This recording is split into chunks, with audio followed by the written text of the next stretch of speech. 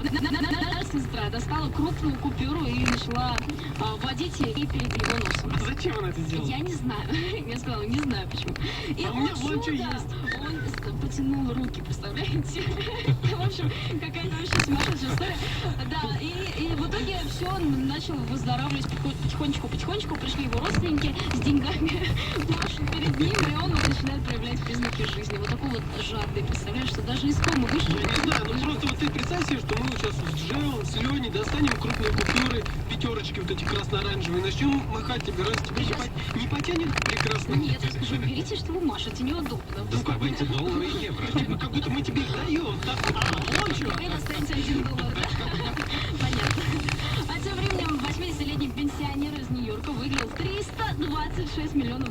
Ну тянется прекрасно. Вот деньги это такая энергия, благополучие. Да. Внутри, собственно, приятно то, что он не относится к тем людям, которые вот все время сидят, покупают эти билеты. Нет, просто как-то заехал на заправку с женой перекусить, купил там сэндвич и решил, потрачу-ка я сдачу на билеты. И оп, джекпот, $326 миллионов.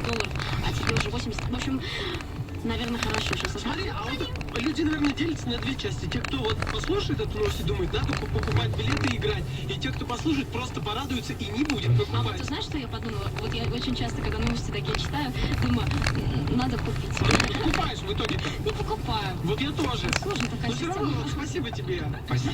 Ну и мы знаем все, что смех заразителен, и зевок, если кто-то начинает зевать, то все сразу зевают. Если смеяться и зевать. Супер смешно.